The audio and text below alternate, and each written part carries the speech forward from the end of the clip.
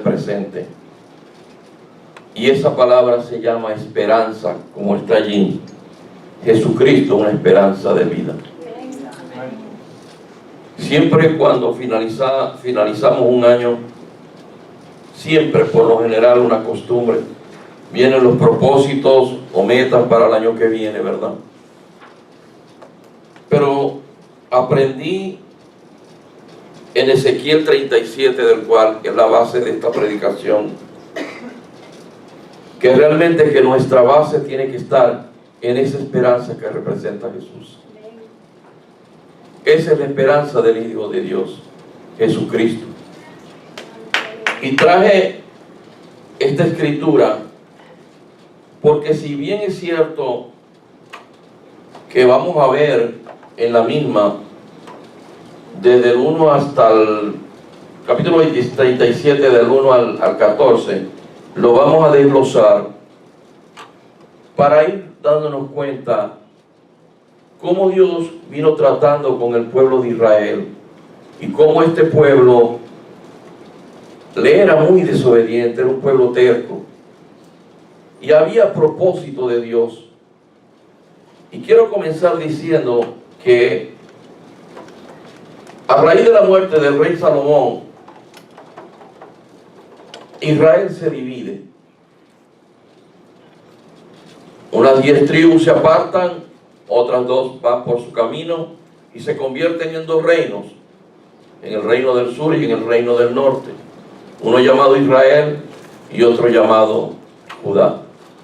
Uno capital es Jerusalén y otro Samaria. Pero lo que quiero destacar en esta mañana es cómo Dios maniobra de una manera, y este pueblo de Judá, ya como reino separado, es sometido por el imperio babilónico, cuyo rey era Nabucodonosor, un nombre bien conocido para nosotros.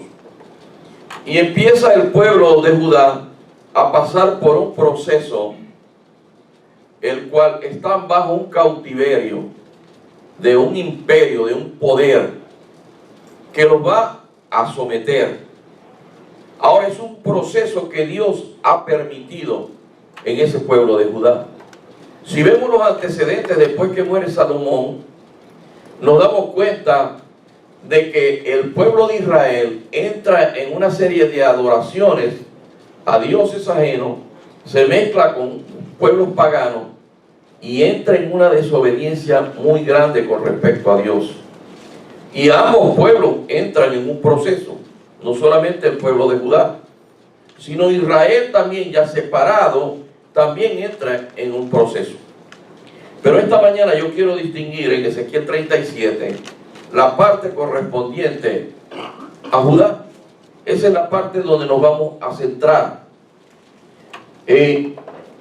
Nosotros tenemos que distinguir lo siguiente: Dios es un Dios de cambio, de transformaciones, de restauraciones, como comencé la predicación. Dios es un Dios que no deja las cosas tal como están. Cuando Dios quiere un cambio en tu vida, Él la va a hacer. Nosotros somos los que retrasamos los cambios, las transformaciones en nuestra vida por parte de Dios. Porque Dios quiere cumplir un propósito maravilloso, un propósito hermoso, y nos quiere utilizar como vasos de honra aquí en la tierra. En este proceso, mientras vivimos en esta forma natural, humana. El pueblo de Israel no era la excepción. Dios también trajo un maravilloso propósito. Jesús nace en ese pueblo, se desarrolla y trae una palabra poderosa al pueblo de Israel. Luego que el Señor muere en la cruz, resucita, viene otro proceso dentro de ese pueblo, pero viene un proceso también para los gentiles, en ese caso nosotros. Y esta mañana vamos a tratar en Ezequiel, y quiero distinguir algunas cosas. Como decía, ya dividida las 12 tribus, estaba 10 por un lado y 2 por otro lado. Ahora, Dios siempre escucha el clamor de sus hijos. Lo hizo estando ellos bajo el yugo egipcio de Faraón. Dijo Dios a Moisés que él había oído el clamor de su pueblo. Aquí no era la excepción. Aunque Dios había propiciado todo este proceso para que ellos fueran al cautiverio por parte de Babilonia, Dios también, para su gloria y para su honra, tenía una salida. Y Dios le profetizó a ese pueblo que 70 años iban a estar bajo el dominio babilónico. Y así fue. Estuvieron 70 años bajo el poder babilónico, bajo el poder de Nabucodonosor. Ahora bien, hoy en día Dios hace lo mismo. A veces estamos pasando por situaciones difíciles y muchas provocadas por estados pecaminosos, porque quizás no llevamos una vida correcta, no estamos llevando una vida que le está agradando a Dios, o quizás por otras circunstancias. Lo que quiero destacar aquí es que en Jesús sí hay una esperanza de vida. Amén. En Jesús, como dice la palabra, Él es nuestro oportuno socorro. Él es la vida misma. Él es el que siempre está presto a inclinar su oído para escuchar justamente el clamor de sus escogidos, de sus hijos. Y eso tenemos que tenerlo presente. Jeremías 33:3, que siempre lo dice la hermana Martica, ahí lo tenemos. Clama a mí y yo te responderé y te enseñaré cosas grandes y ocultas que tú no conoces. Dios no deja huérfanos a sus hijos.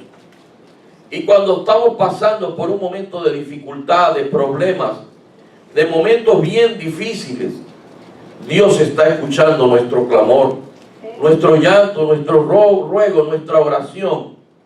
Él no nos deja huérfanos. Dios siempre va a estar allí en ese oportuno socorro.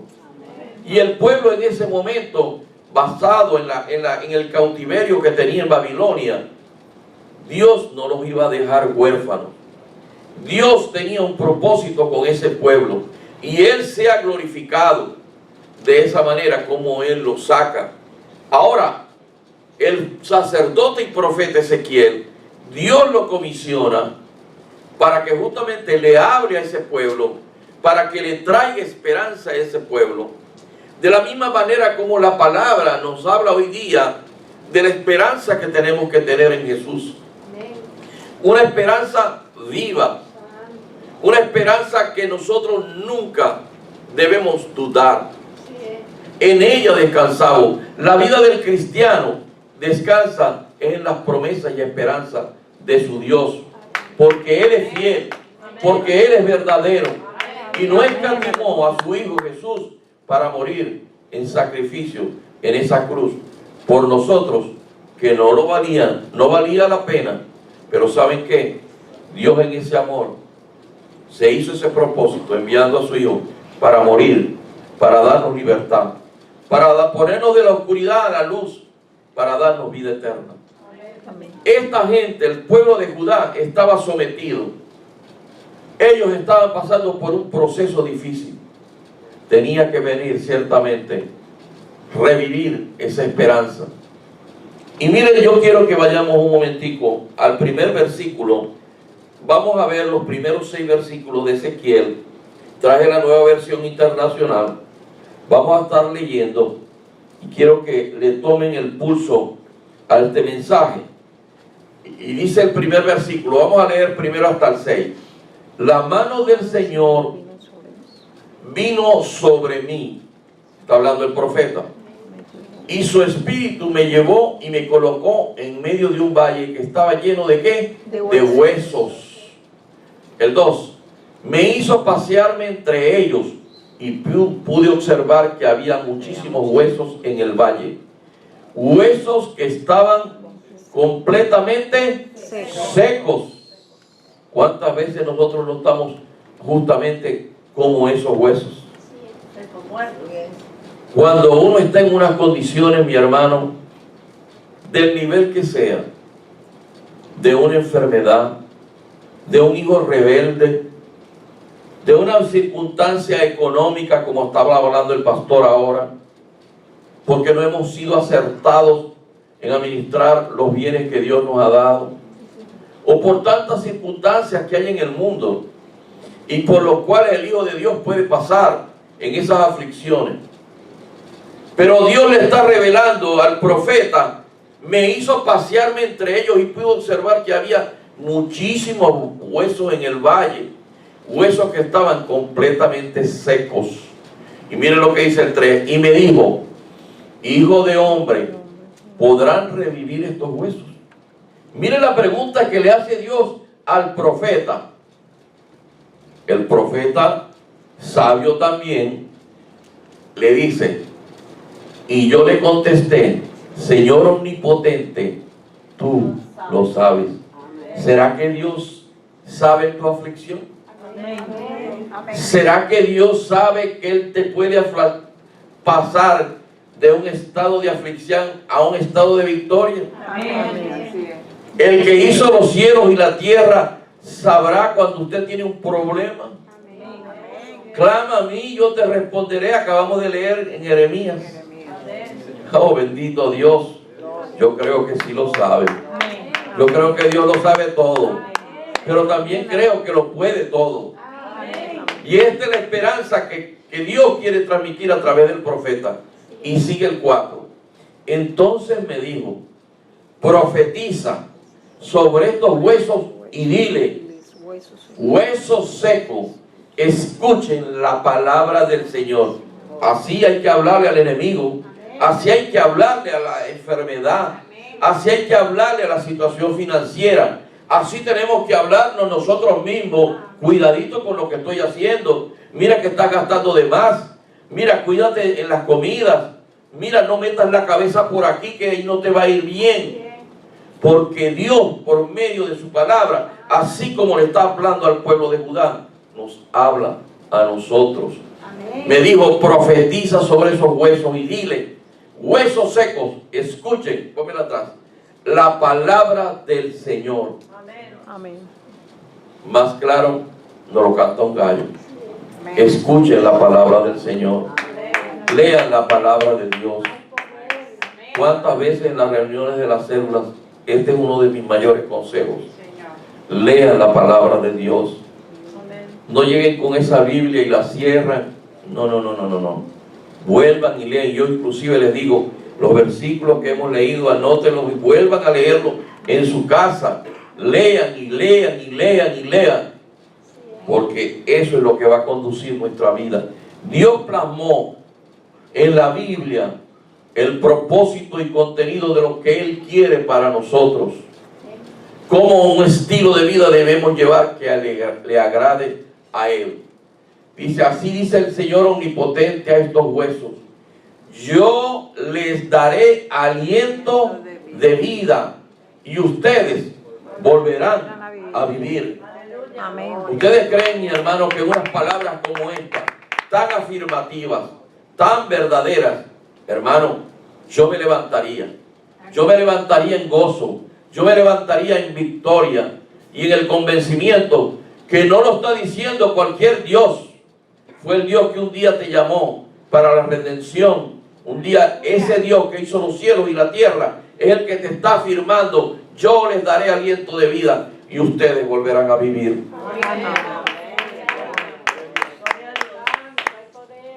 Cuando aquí la palabra dice volverán a vivir, es porque ellos se consideraban secos, muertos.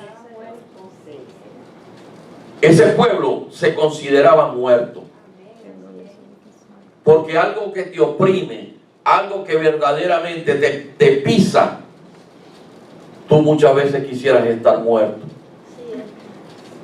Pero tenemos un Dios grande, bueno, santo, un Dios que escucha el clamor de sus hijos. Sigue diciendo, les pondré tendones, mire el proceso, haré que les salga carne y los cubriré de piel, les daré aliento de vida y así revivirán. Entonces sabrán que yo soy el Señor. Amén. En ese proceso, un proceso precioso, aquellos huesos como se llenaron de vida, de carne, de piel, de tendones, de nervios. Así es nuestra vida. Como Dios luego de pasar por aquel proceso terrible, como nos levanta en victoria, en gozo. Cuánto yo me contento cuando yo recibo de algunos de ustedes palabras de edificación, palabras de gozo, de contentamiento. Mi hermano, Dios lo bendiga, que tenga un día victorioso de amor, que Dios me lo guarde. Y yo le respondo de la misma manera, porque ese es el lenguaje del reino, es el lenguaje que el Hijo de Dios debe practicar. Amén. No es el lenguaje que yo me siento esto, que yo me siento aquello. No, yo estoy en victoria, porque los huesos al cual le predicó Ezequiel tomaron vida, tomaron piel, los tendones se instalaron ahí nuevamente y recobraron vida. Porque yo soy el Señor. Se lo está diciendo el Rey de Reyes y Señor de Señores. Amén. Y ahí la importancia de todo esto, hermano. A veces nos desenfocamos en nuestra vida como cristianos. Nunca pierde el desenfoque, mi hermano. Su norte siempre es Jesucristo. Ese norte nunca lo debe apartar de su vida. Amén. Todo lo que haga, todo es Jesucristo por delante. Amén. Esta palabra nos habla. Y ya finalizando el año. Mire, si este año, yo le decía en estos días a mi esposa, para mí este año 2019 no ha sido un año fácil, ha sido un año duro, pero Dios pone esta palabra para mí también. Amén. Y me confirma que la esperanza está en Él.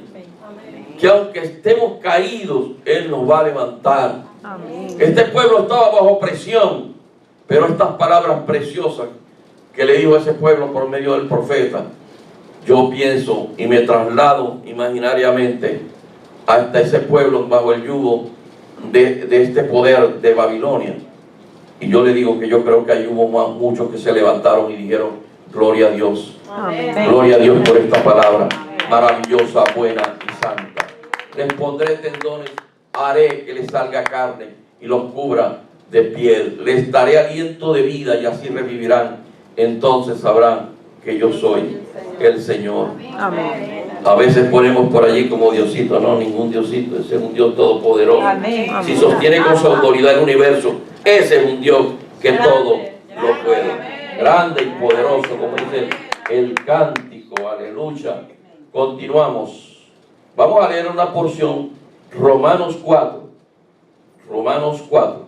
Primero, vamos a leer aquí, pero quiero que distinguir la parte B de este versículo. Dice, delante de Dios tal como está escrito, te he confirmado como padre de muchas naciones. Se está refiriendo a Abraham. Así que Abraham creyó en el Dios que da vida a los muertos y que llama las cosas que no son como si ya existieran. Amén. Así es que debemos proclamar esta palabra. Amén. Cuando estamos por un momento de aflicción, de problemas, porque vamos a estar en esos momentos. Hemos estado, quizás estamos en este momento y vamos a estar. Pero esta palabra preciosa en la parte B da vida a los muertos y que llama las cosas que no son como si ya existieran. Se llama eso palabra de ¿qué? De prosperidad, de paz, de bendición, de esperanza, gracias. Amén. Muy ciertamente, ahí hay una palabra de esperanza.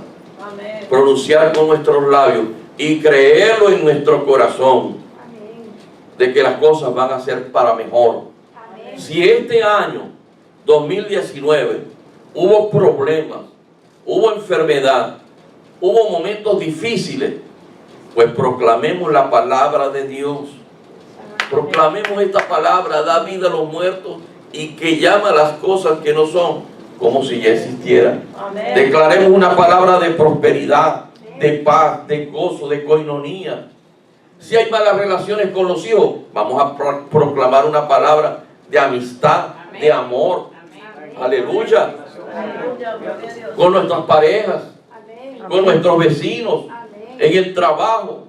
Si el carrito está echando broma, esta mañana veía yo orar a mi esposa. Y ella hablaba por muchas cosas. Lloré a última hora.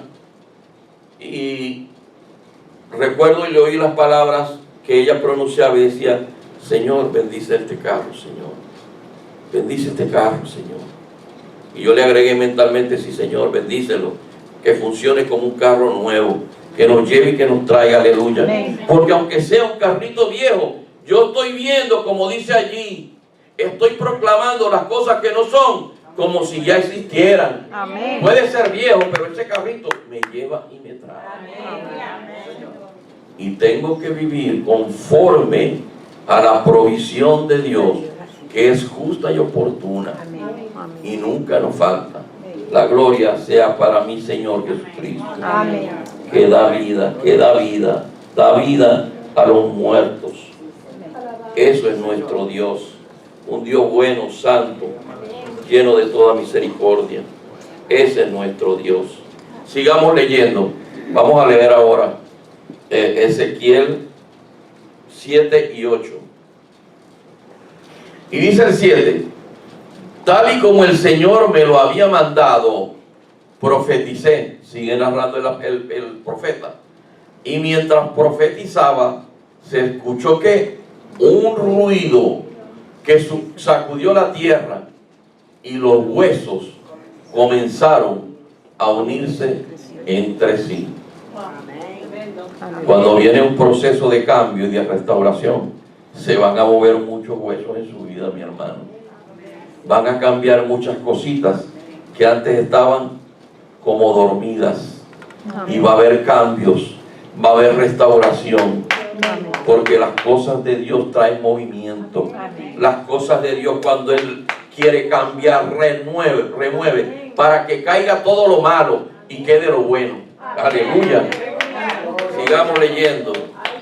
Yo me fijé y vi que en ellos, en los huesos, aparecían tendones y les salía carne y se recubrían de piel, pero no tenían vida. Otra versión dice, pero aún no tenían vida.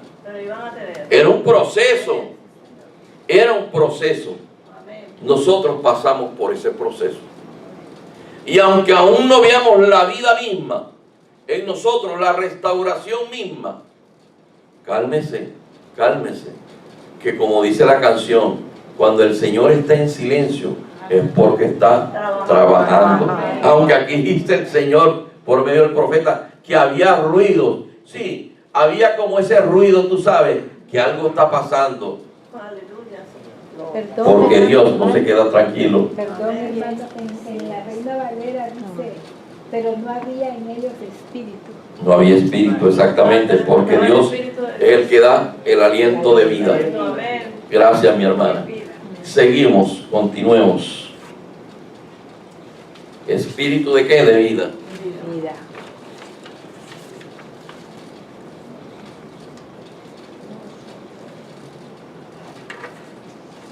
Yo quiero que antes de leer del 9 al 14, quería leer, que Pascualito me pusiera el Salmo 40, del 1 al 2, Salmo 40. Dice de esta manera: puse en el Señor que toda mi esperanza. Él se inclinó hacia mí y escuchó que mi clamor.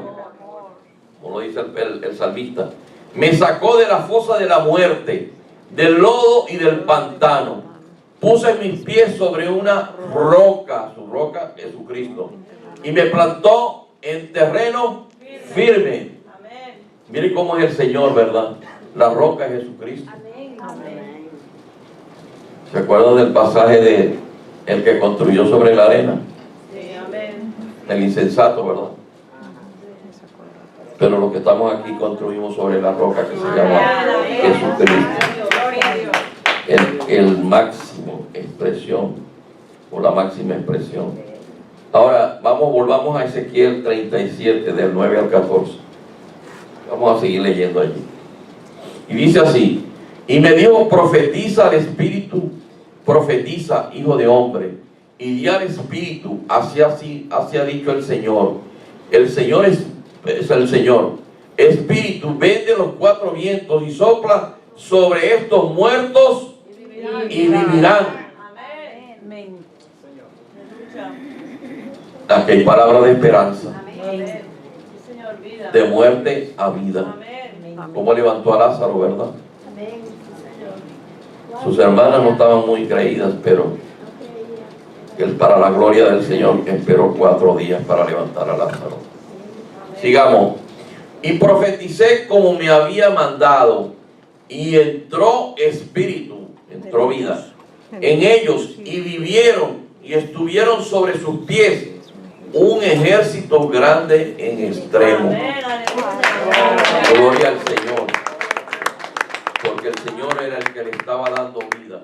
Entró el espíritu y me dijo luego: hijo de hombre, todos estos huesos son la casa de Israel.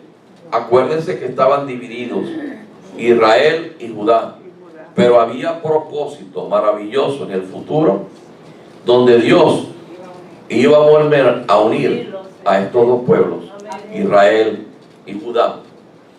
Estos son huesos de la casa de Israel. He aquí, ellos dicen: nuestros huesos se secaron y pereció nuestra esperanza, y somos del todo destruidos. Miren la actitud que ya ellos tenían. El 12.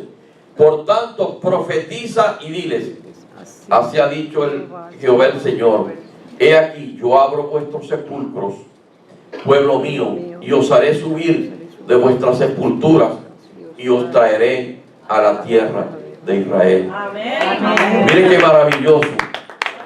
Ambos pueblos en cautiverio, pero había aquí una promesa maravillosa de volverlo a ponerlo en la tierra prometida. Amén. En la tierra que un día le prometió a Abraham y a sus generaciones, y hasta el día de hoy el pueblo de Israel está en la tierra que Dios le prometió. Y a Él sea la gloria y el honor. Y ese pueblo que estaba esparcido por diferentes circunstancias, luego fue reunido en la tierra que Dios le había prometido. Y por eso nosotros debemos bendecir a Israel en todo momento. Dice el 13: y sabréis que yo soy Jehová, cuando abra vuestros sepulcros y os saque de vuestras sepulturas, pueblo mío. Quiere decir que estaban muertos. Aleluya. Y el 14: y pondré mi espíritu en vosotros y viviréis. Lo vuelve a afirmar: y os haré reposar sobre vuestra tierra, y sabréis que yo, el Señor, hablé, y lo dice Jehová, Jehová de los ejércitos. Ese es nuestro Dios. Ese es el Dios que nos está hablando en esta mañana. Ese es el Dios que en el momento de aflicción nosotros tenemos que recurrir a Él. Aquí vino una palabra de profecía por medio de Ezequiel. Así como le habló al pueblo de Judá en ese momento, así el Señor nos está hablando en esta mañana. El Señor nos está hablando una palabra de esperanza, de afirmación en sus promesas, de afirmación en su fidelidad, de afirmación en su amor por el pueblo que una vez llamó. Tú eres el pueblo de Dios, yo soy el pueblo de Dios, y estamos bajo su promesa, estamos bajo esa fidelidad y bajo su cobertura. Y por eso, como el pueblo de Judá en ese momento estaba pasando, así nosotros pasamos por momentos difíciles. Pero tenemos un Dios que siempre nos recuerda sus promesas. Un Dios que es fiel. Un Dios que no ha perdido una sola batalla. Un Dios que cuando promete algo, lo cumple. Un Dios que nunca va a olvidar a su pueblo. Nunca, nunca. Quiero, para finalizar, le traje una ilustración. Y tengo un versículo bíblico al final que leer. Ustedes me conocen que siempre predico de una manera corta. Pero quiero que se lleven esta enseñanza y que se entren en su mente y en sus corazones. Que siempre tengan presente, mi hermano, que usted puede confiar en Dios. Amén. Dice por allí que la esperanza es lo último que se pierde. Déjeme decirle una cosa: en Dios usted jamás va a perder su esperanza. Amén. Porque Dios es fiel. Amén. Y eternas son sus promesas. Amén. Y lo que más me gusta de Dios es que aún en nuestra infidelidad, Él está allí para oír nuestro clamor. Ustedes bien saben, mis amados, que nosotros le somos infieles a Dios. Pero miren por un momento y compárense con este pueblo de Judá. Ese pueblo fue escogido por Dios. Y el pueblo de Israel, porque aunque ahora eran dos pueblos, realmente eran uno solo. Pero miren por un momento cómo Dios, todas las testarudez que tenía ese pueblo, todas las infidelidades que cometieron contra Dios, esa desobediencia tan grande. Pero vemos esta profecía para ese pueblo de Judá. Como vemos aquí un Dios amoroso, tierno. Un Dios que los va a volver a rescatar nuevamente y los va a volver a poner en su tierra, unidos como pueblo escogido de Dios. Y los va a hacer prosperar, porque la escena de la restauración de los huesos secos es completamente una restauración. Dios no deja las cosas a medias. Dios perfecciona las cosas hasta cumplir el propósito que Él tiene con cada uno de nosotros. Así como lo hizo con el pueblo de Judá, de Israel, así también lo va a hacer con nosotros. Y es nuestra confianza, es nuestra esperanza en Él. Y traje una pequeña ilustración para que nos quede más asentado en nuestra mente y en nuestro corazón lo que significa la esperanza en Dios. Haciendo yo este trabajo, leía yo el testimonio y lo ponía como una ilustración y yo la tomé como ejemplo. Una joven muy pequeña la dejaron en un hospital y un matrimonio que no podía tener hijos la rescató, se la entregaron y la tomaron en adopción, y la niña fue creciendo. Pero en ese proceso la mujer del matrimonio pudo concebir otros dos muchachos. También fueron creciendo con la joven Lidia. Pero ya ella, siendo una adolescente, ella comenzó a notar que sus padres adoptivos empezaron a marcar una diferencia entre ella y los hijos nacidos del matrimonio. Una diferencia que ya era notable en el amor, en las atenciones. Ella empezó a notar que a ella la tenían como un segundo plato, como dicen por allí. Ya ella no era la primera como era antes. Y eso trajo en ella un estado de frustración, un estado de tristeza, de desamparo en cierta manera, hasta que un día tomó la decisión de quitarse la vida. Ella estaba decidida a quitarse la vida. Era grande su frustración. La narrativa no dice si era cristiana o no, pero por la ventana donde ella se iba a lanzar al vacío, al lado había una mesita de noche y había una Biblia.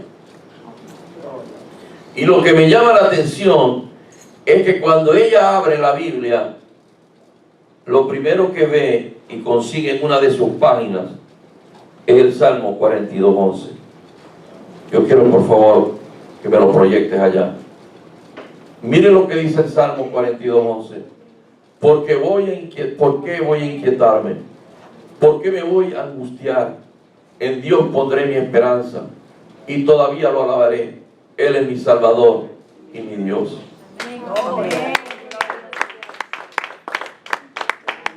En los momentos más apremiantes, en los momentos más difíciles, mi hermano, no vacilen en recurrir a su Dios. Decía yo al principio que Él es nuestro oportuno socorro. Él es nuestra torre fuerte. Él es todo para nosotros, mi hermano. No deje que el mundo y el enemigo lo distraigan. Una de las cosas y herramientas que más usa el enemigo es la distracción, es seductor con muchas cosas. Tenga mucho cuidado con eso. Tenga mucho cuidado. En estos tiempos, bien lo decía el pastor, hay muchos elementos que hay del mundo, de la sociedad perversa, que pueden distraer, desenfocar al Hijo de Dios. No pierda el enfoque. Esta muchacha estuvo a punto de quitarse la vida. ¿Cuántas muchas veces no caen en depresiones y en pérdida de ánimo por diferentes motivos? Pero saben una cosa, porque no tienen a Cristo. Porque Cristo es la fuente de vida. En Cristo lo podemos todo. Solamente que tenemos que dejar que Él ministre nuestra vida por medio de su Espíritu Santo. Que vamos a tener momentos de decaimiento, sí, de tristeza, de soledad quizás. Sí, claro que sí, mi hermano. Somos seres humanos. Este pueblo pasaba por momentos difíciles. Pero qué bueno y bonito que Dios le habló por medio del profeta. Pero qué maravilloso que hoy día también el Señor nos está hablando por medio de esta palabra. Para que usted, mi hermano, no pierda la esperanza.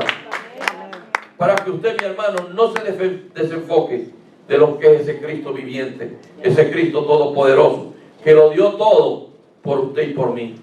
Amén. A Él debemos toda alabanza y toda gloria y toda exaltación. Amén. Los que nos ven por internet, si tú estás pasando por un momento de dificultad, por un momento de tristeza, Cristo es su oportunidad. Cristo es lo que puede llenar ese vacío que quizás hay en tu corazón. Tú no tienes la culpa. Desde Adán se creó un vacío y que solamente Dios por medio de su Hijo supo llenar. Entrega tu vida a Cristo. Humíllate delante de Él. Reconoce por un momento que le has fallado, que le has pecado, y Él te va a tender la mano, esa mano de esperanza, esa mano firme, y déjame decirte más, nunca más te va a soltar. A Él sea la gloria, a Él sea la honra en esta mañana. Amén. ¡Viva Cristo! Amén. Dios me lo bendiga.